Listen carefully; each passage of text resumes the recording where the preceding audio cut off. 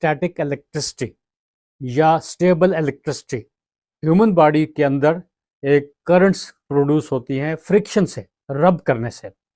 खासकर ये static electricity winter के मौसम में मैं आपके साथ क्यों डिस्कस कर रहा हूँ, क्योंकि most of the times winters में जब वूलन के कपड़े लगाए जाते हैं, या आप कभी समर के मौसम में भी देखेंगे आप पॉलिस्टर के जब कपड़े लगा लेते हैं, तो क्या होता है जब आपको ये जो कपड़ों का अंदर से खासकर वूलन जो है वो एक फ्रिक्शन की वजह से एक इलेक्ट्रिसिटी प्रोड्यूस करता है।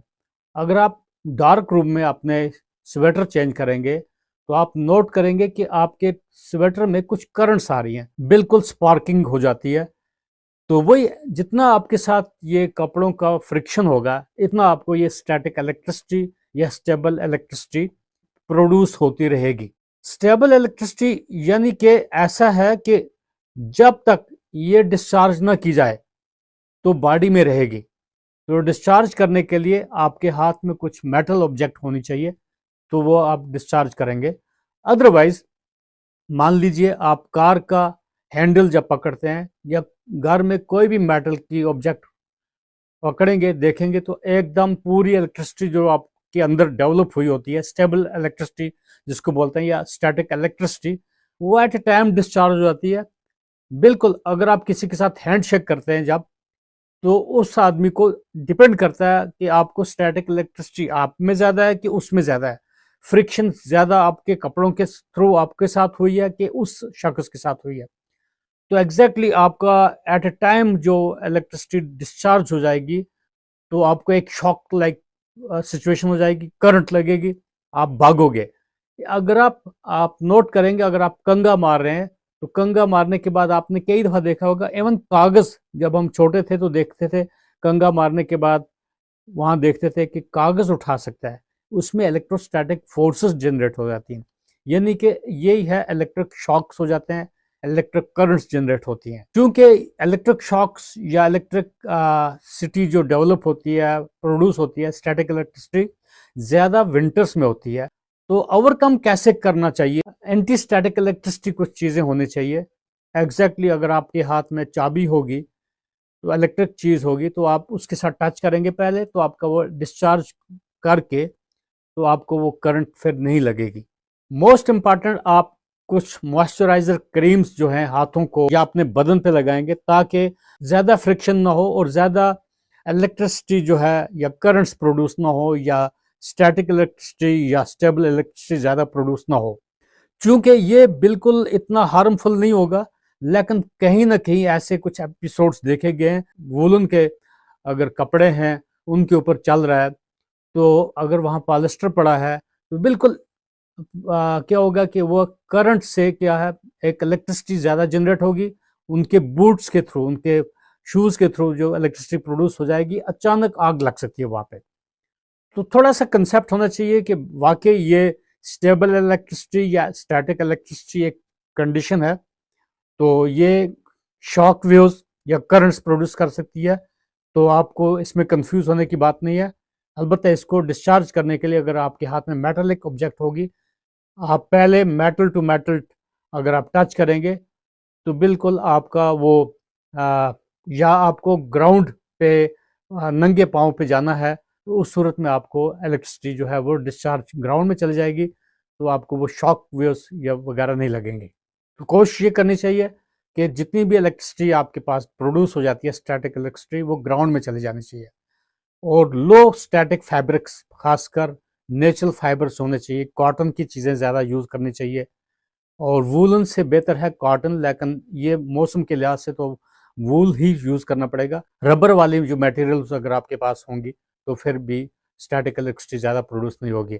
कोशिश ये करनी चाहिए कि स्टैटिक चार्ज को न्यूट्रलाइज कैसे किया जाए। मोस्ट इंपॉर्टेंट है कीप वेल हाइड्रेटेड, यानी कि जब डिहाइड्रेशन होगी वहाँ से उस शख्स में स्टैटिक चार्ज या नॉन ट्रांसफरेबल इलेक्ट्रिसिटी ज़्यादा होगी। एग्जैक्टली आपको ज़्यादा एवं विंटर हो या समर हो, हाइड्रेशन का ख्याल रखना चाहिए।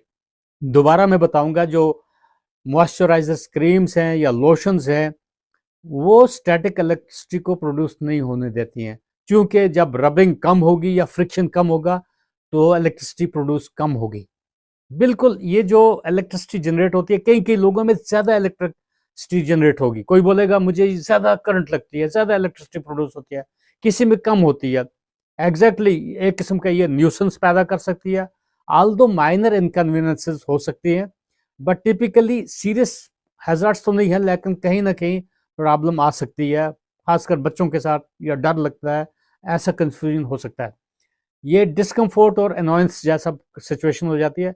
स्टैटिक इलेक्ट्रिसिटी जो है अनकंफर्टेबल शॉक्स कहीं जब लगते हैं, जब भी आप किसी मेटल को टच करते हो या बाकी लोगों को हैंडशेक करते हो, तो आपको बिल्कुल अनकंफर्टेबल सिचुएशन जब होती है, तो आ, ये अच्छी बात नहीं है। हाउ टू नलिफाई इट, इसीलिए मैं आपको बताने की कोशिश कर रहा, क्योंकि विंटर मंथ्स में ह्यूमिडिटी कम होती है और ये शॉक्स ज़्यादा लग सकते हैं।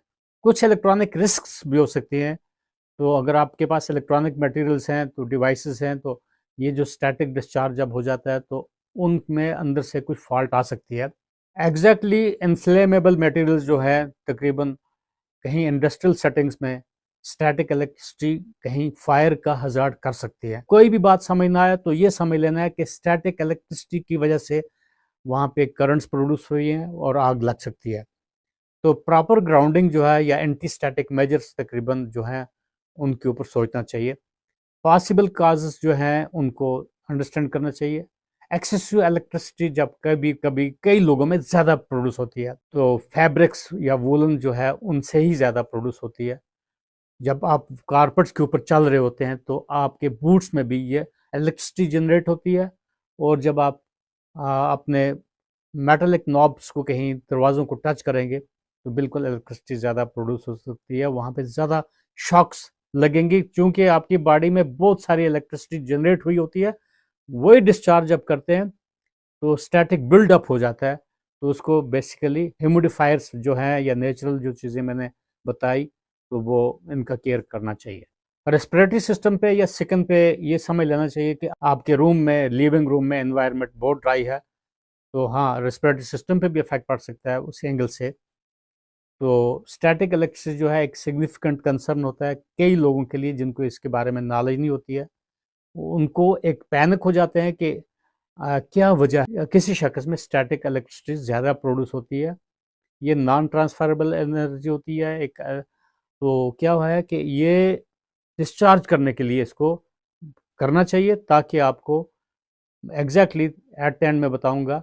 वेयरिंग फैब्रिक्स जिनमें आपका ज़्यादा पॉलिस्टर ना हो, या वूलन अगर होगा, फ्रिक्शन है, तो इन चीज़ों का अंडरस्टैंड करना चाहिए। आपके रूम में जो ह्यूमिडिटी है उसको इंक्रीज करने की कोशिश करनी चाहिए। स्टैटिक इलेक्ट्रिसिटी या स्टेबल इलेक्ट्रिसिटी के बारे में थोड़ा आपको जानकारी मिली होगी, तो ये कुछ डेंजरस नहीं है, ताहम इसमें प्रिकॉशंस करने की ज़रूरत होती है। तो आपको ग्राउंडिंग करनी है, यानी कि आपका डिस्चार्ज करना है इलेक्ट्रिसिटी को, तो वो जो मैंने तदबीर आपको बताने की कोशिश की है।